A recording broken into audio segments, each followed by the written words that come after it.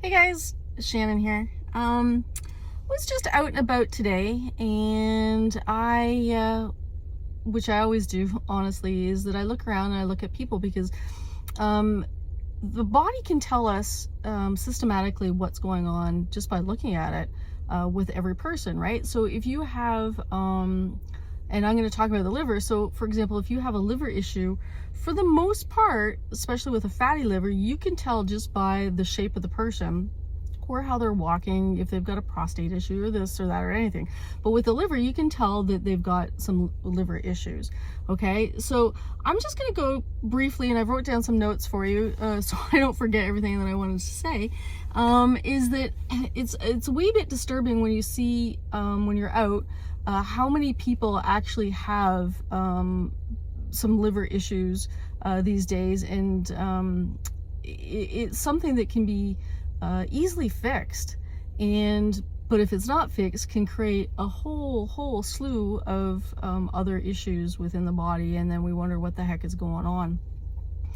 So and the reason why, other than just watching the people around as I'm out doing some errands, is that with the brain injury that I had, of course, I had a pituitary issue too with the brain damage, and this caused a lot of digestive issues because there's a brain-gut connection.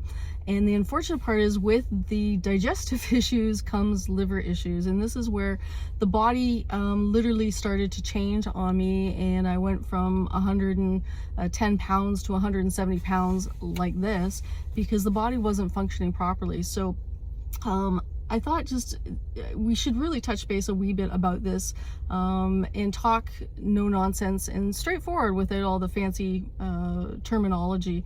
Okay, so first you need to know that the liver is the second largest organ in the body, okay, and it weighs roughly about 3 pounds. So second to the skin, it's the largest. The great thing about the liver is that if it becomes damaged, that it will regenerate itself, and it can actually grow back if you remove a part of it, which is amazing. It plays a very important role in the body, and a bigger role than people realize, right? We think, oh, the brain and the heart and stuff like that, but the liver, honestly, is a huge contributing factor. And to me, he's almost like the chief executive officer of finances, say, in the company. Okay.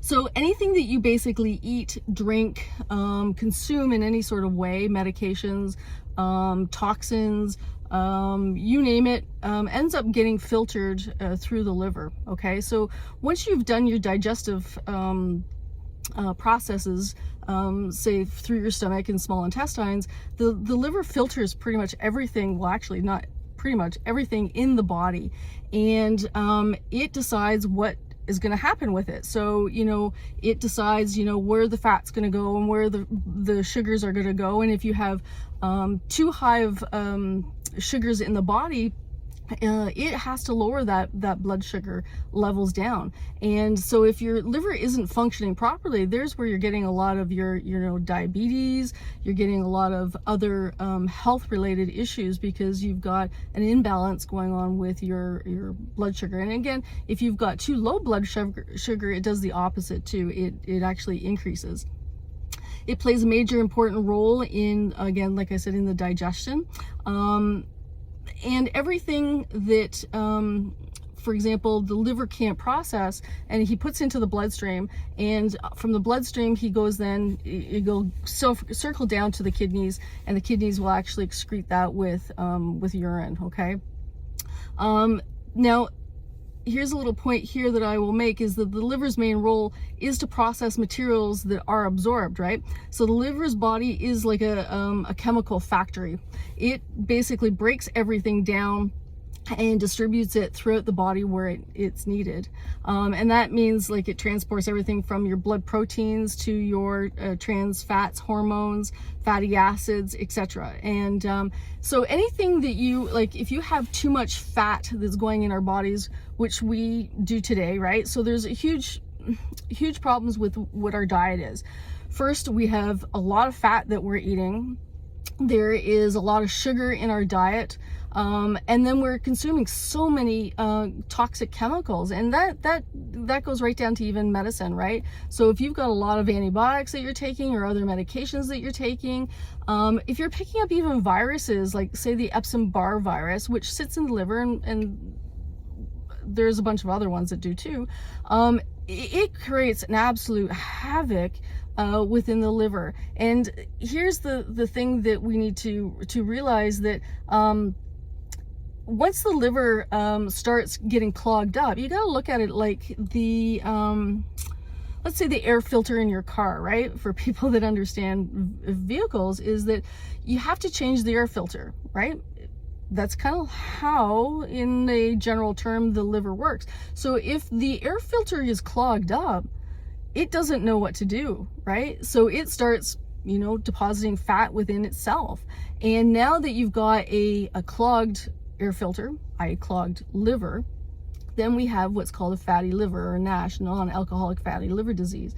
And this creates a lot of problems, and you'll see a lot of people that have really bloated stomachs, and it looks like they're really, really, really heavy, because now we can't process the fats, and we can't process the sugars, and we can't process all these toxins, and the liver is literally overloaded.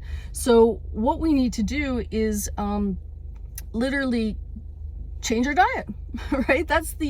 And especially with carbohydrates too, right? So we want to get rid of and minimize our amount of fats. Like, I cringe when I think about, certain diets out there that are, focused on fat and proteins and stuff. Well, our bodies don't work that way. We need to have a balanced diet, and it has to be able to process things easy.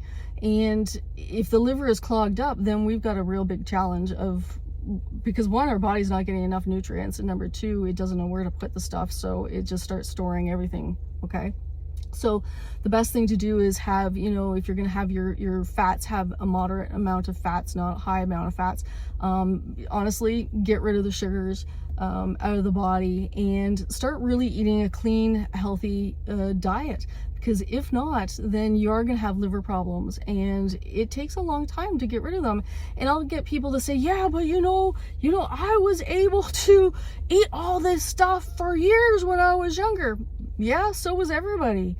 But the fact is it's accumulative, that cause and effect, right? So if you're shoving hamburgers in your mouth, or all these sweets and all this other stuff, or pizza, all this crap, for years and years and years and years, and initially the body's like, okay, we can process this, okay, we can process this, okay, we can process this.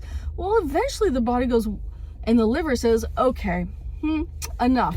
All right, now we have weight gain, now we're having health related issues, now we're having this, that, and everything else. So we need to be able to take control of our own bodies and our own health, right? It's just, again, like a car. If you're gonna stuff bad gasoline in a vehicle, and eventually when it's recommending the high octane type stuff, yes, it's expensive, but if you start putting bad gasoline that has dirt in it, or water in it, or sugar, guess what?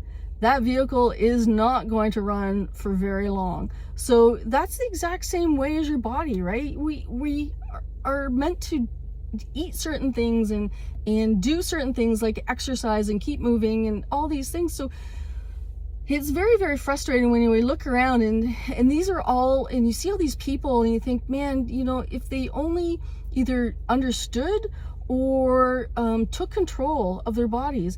And this is what it is that you're deciding that, okay, enough, I need to put good gasoline, because that's what food is our gasoline, our good gasoline, into our bodies so I can keep going, right? You don't want to have cancer, you don't want to have liver problems, you don't want to have digestive problems, all this. And this all comes down to what we're stuffing in our faces.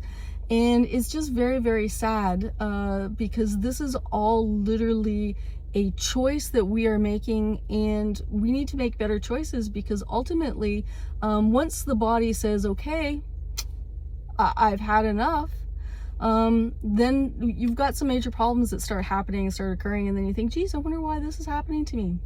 Well, there you have it. This is why.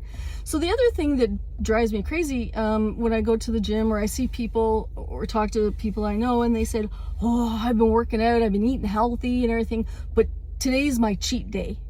Really? Cheat day. Okay. Who are you cheating? Yourself, right? The body doesn't care that you decided that you are, eating good for 5 days or 6 days, and then all of a sudden you're going to shove a pizza down your throat. It goes, whoa, hold your horses. I can't handle this. We're trying to get healthy, and the body wants to get healthy. Okay. It wants to make it, especially the liver, right? It regenerates itself. So again, let's convert that to a car. If you are driving with, the best gasoline that you can get in your fancy, let's say Lamborghini, and then all of a sudden one day out of 7, you decide to put, the lowest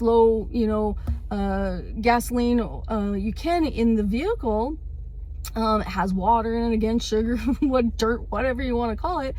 How well do you think it's going to go? It's probably not going to go so well, right? So you have to look at it from that standpoint, is that there is no cheating. None. Your body basically pays the price because you and your brain, your mouth and your brain, want something because it tastes good for that particular moment. And the unfortunate part is that your body then pays the price thereafter, trying to figure out what to do with this crap that you've just put in it. Right. So anyways, that was my little rant for today. And I really hope that people start realizing that we are what we eat. Okay. So if you have issues with your body, you're going to have issues with your liver. Okay. You are, needing to clean your diet up and actually take responsibility for yourself and what you're putting in your mouth, and trying to be as healthy as we possibly can. And that people think, oh, healthy, and it's not about, oh, I got to be healthy and I can't have these things. Guess what? Our bodies don't want those things, period. It's just the fact of life, right? So we have a choice, right? We have a choice now. We have a choice when we're younger. We have a choice, later in life. But guess what? When we don't choose the correct path, then we have problems. And then it's a lot harder to go back, right? And change that. Just like, again, if you've got crappy gas in your vehicle, and your engine seizes up, you're going to have to replace the engine, right? So the idea, same with the body, the idea is that you are going to put food in your mouth that's going to create good digestion, good brain health, right? Because again, your digestion, your gut, your brain all work together. It's like your stomach's like your second brain. That's going to help your liver actually delegate where this food and nutrition needs to go to make you healthy and make you better. And unfortunately, with the way our world is today, with all these toxins and all these other things that we've got, we have to try to do our due diligence for ourselves. Nobody else, but for ourselves. And if you actually loved yourself, not just, I want to give myself a hug, but actually loved yourself, love your brain, love your body, and with doing so, you're going to actually put good food in your body. And that's going to stop and head off a lot of problems later in life. Okay? And you want to be healthy. You want to feel good. Trust me, when you have a liver issue, like I ended up having, and digestive issues because of my brain injury, and I ate healthy, I ate really well, it really sucks. I couldn't breathe. My liver was swollen. It would put pressure against my lungs. My diaphragm wouldn't move. Like, the list goes on and on. And again, of course, weight gain, right? Which, is not good for any of us. But it really sucked. So what do? The only thing you can do is like, okay, let's pull our pants up, dust ourselves off, and say, okay, yes, I'd rather have that piece of pizza. However, is it going to benefit me? No, it's not. Is the McDonald's French fries going to benefit me? No, it's not. So I need to start eating properly to fuel my body and to allow it to heal. That's what we need to do. We need to heal ourselves. And the only way we can do that is not through, you know, every piece of medication that you go to the doctor with and hope to God that he's going to give you some quick fix for things. No, we have to be responsible for what we're doing to ourselves after we leave the doctors. And the best thing we can do for ourselves is drink plenty of water. One, as I had said before in a video, is that you need to be hydrated for your brain, but you need to be hydrated for your other organs for them to function properly, and especially get the toxins out of your body.